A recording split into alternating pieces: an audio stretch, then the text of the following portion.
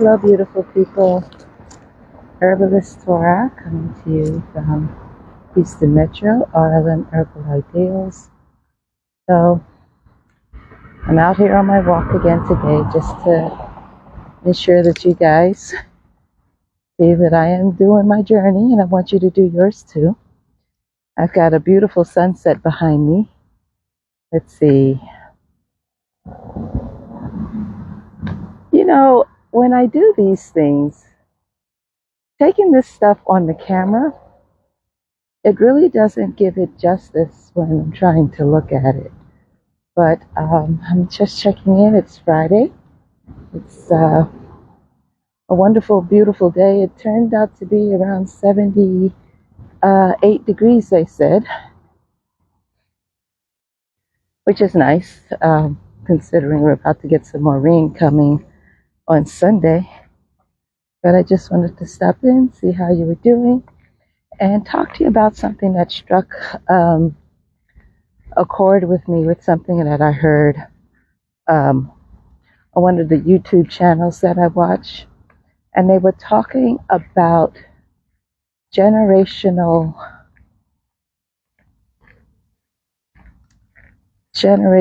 activities that are not necessarily conducive to positive self-esteem. So let's talk about that for a minute. Let me see if I can do this. So the sun isn't so much.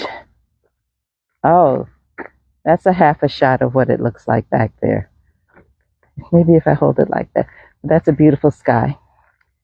So basically, what the deal is that,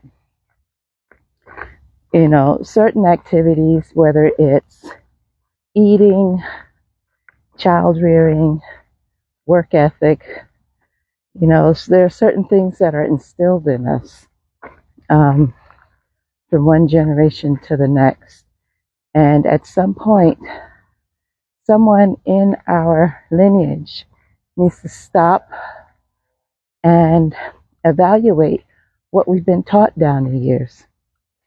You know, because if you are of a particular lineage that has endured adversities, you know, we tend to look at, well, what has happened is that certain practices were handed down and passed down in one way, shape, manner, or form.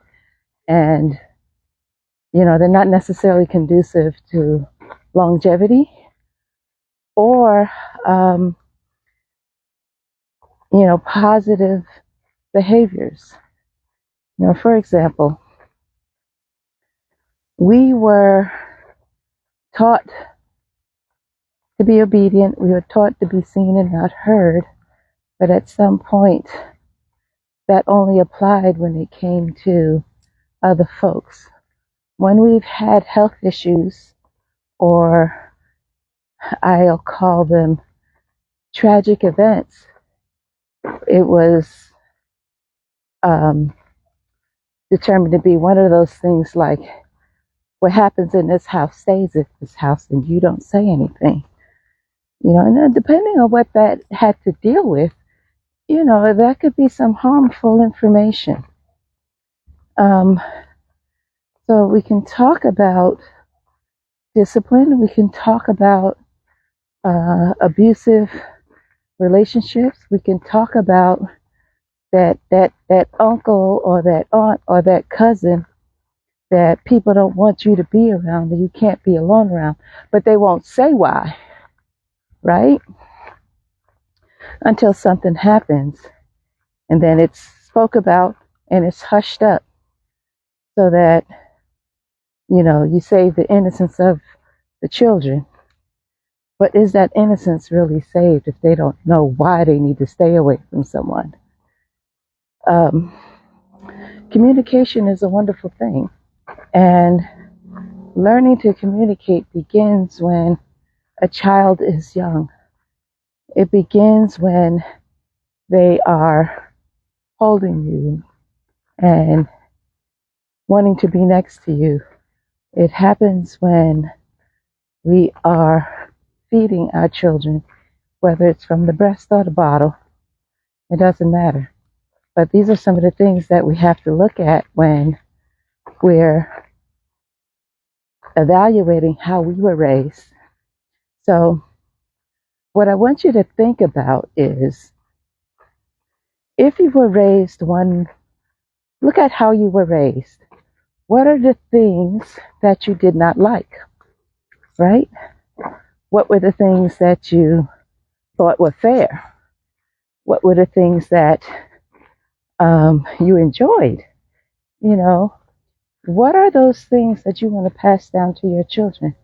What was, or your nieces or your nephews if you don't have any, what was some of those things that brought joy into your life as a child?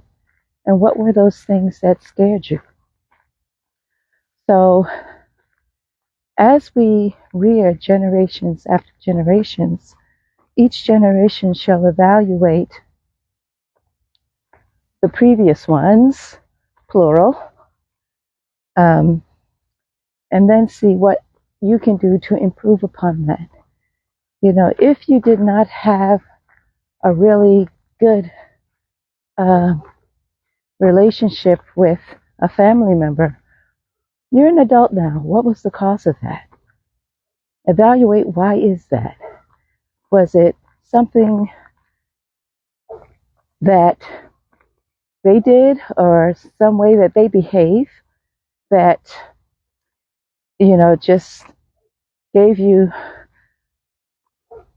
vibes that weren't good? Or let's be positive about it. Who was that one person that you always wanted to go and be with, that you always admired, that you always talked to? Who was that down-to-earth relative that you can relate to, or could relate to you, and you can talk to freely? Who was that person? And how can you build that relationship with your children, your nieces, or your nephews?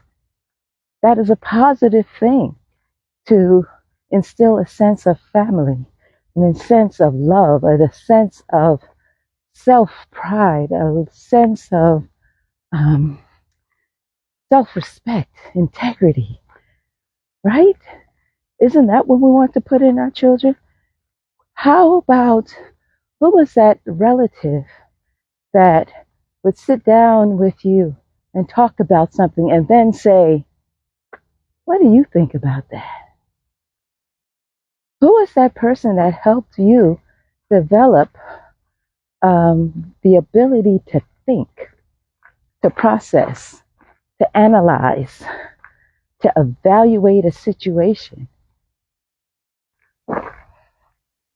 Who was that walked you down the street and pointed out things that you just didn't recognize? Who was that relative that said, look at the world around you and see how beautiful it is? That stop and smell the roses? Well, let's stop, smell the roses, look at the trees and the grass, if you have any. Look at the birds in a different light. If you have the ability to be around nature, go to walking through a park, to actually sit still and have a butterfly land on your hand, or a dragonfly land on your hand. Who was that person for you? Isn't that something you would love to instill into your children, your grandchildren, your nieces or your nephews? But the bottom line is, you want to keep open, great line of communication, so that you can be able to teach how to trust and respect each other when you talk. How to be cognizant, how to understand how someone feels, how words can be the most powerful things that come out of a mouth, how great they can make someone feel, how inspiring they can be, or how harmful, right? So I'm not only going to talk about what wonderful things communication can be. but it can also be detriment. We also have that person, oh, don't do that, and you'll never be about nothing. How do they know? What is their life like? How can they tell if someone's going to be about something or not? What gives them the authority to say what someone is going to be? Put the seed of greatness, put the seed of power that I have control over some of the things that I can do, because we can't do everything that we want. That I have the ability, I have the God-given free will to make a decision that's going to positively impact the life. If not mine, then someone else's. So I want you to understand this, and this is part of looking at your whole family in a holistic manner. What is the surrounding contributors to the state of America's families? What is the surrounding contributors to the state of your family? What is the surrounding environment that contributes to the state of you? Okay? So if there are things that you liked, bring them forward. If there's things that you did not like, make a change. Change it. There was someone that I once cared about, and I heard them say, I don't care. They had kids, and they said, I don't care if they hate me, but they will fear me and do as I say. And I was like, do you really mean that? Why would you want your kids to fear you instead of love you? And do as you ask out of love and respect instead of out of fear. Right? So I'm just flawed by some of the things that I recall in my life. Those are good, those are bad, and how they shaped me to be the person that I am. And for the things that I did not like, I elected to change. What are you going to do? Are you going to elect to change? Are you going to break those generational events and activities, that cause a person to start over, that causes a family to start over every generation? Make people understand how to respect the shoulders that they stand on. And if they took the time to respect it, they can do like some other cultures and have a launching board and go from there. And that is the meaning, my friends, of having a tribe. That is the meaning of each one teach one. Okay?